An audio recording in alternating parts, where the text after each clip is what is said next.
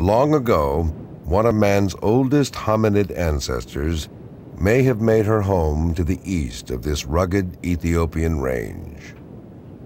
But the present-day landscape offers few clues about the ecosystem of her day.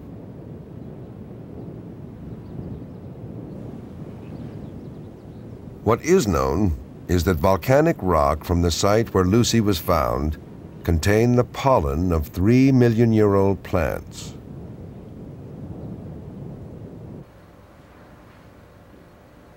Professor Raymond Bonfils of the University of Marseille, France, is hoping that pollen analysis will provide further insights into Lucy's habitat.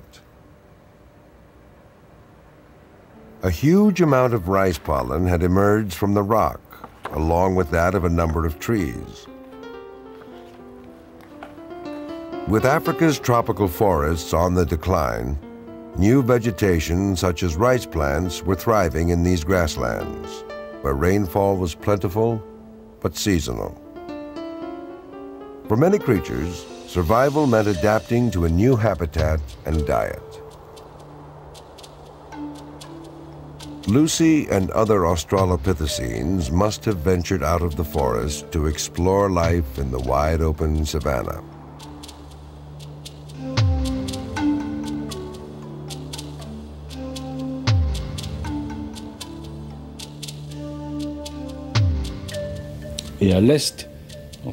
And to the east, between the rift and the Indian Ocean, the forest was declining little by little. Replacing it during the first phase of the decline were a patchwork of smaller forest and savanna. There were still forests where hominids walked and also climbed. In the second phase, where the terrain was drier, they walked but no longer climbed.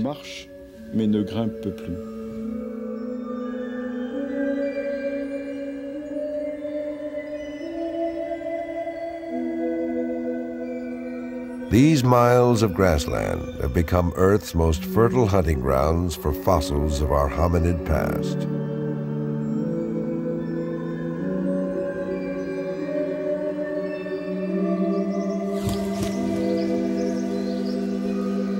As the forests faded, the animals that remained soon learned that food was more difficult to come by.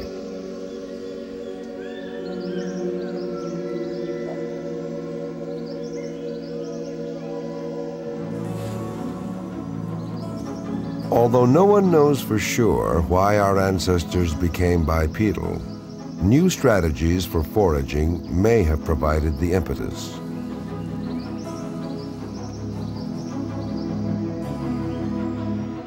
Negotiating the vast African plains would be an evolutionary challenge. With greater distances to travel between food sources, hominids required a more efficient means of locomotion. Walking upright was the bold solution. So different was this evolutionary adaptation that many experts consider it the turning point when the hominid line parted ways with the apes.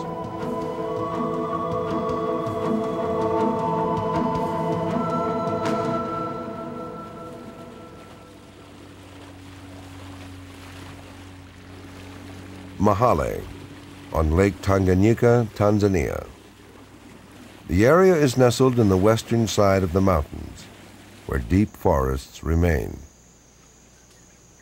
The region is a haven for chimpanzees, our closest living relatives, creatures that did not habituate to walking on two legs.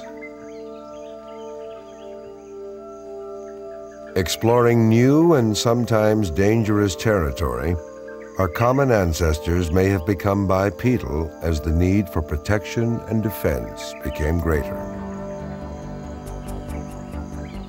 In the bountiful forests of the Western Divide, life probably continued much like it had for millions of years. Dr. Copon believes that the animals which remain tree dwellers are related to modern-day chimpanzees.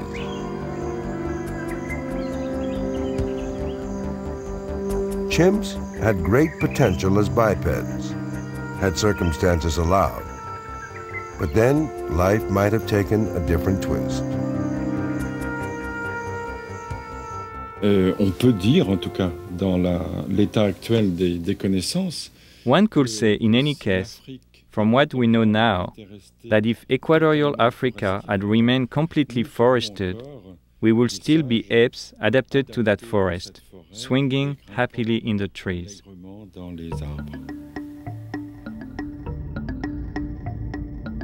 As the planet stirred anew, our ancestral forests vanished into history.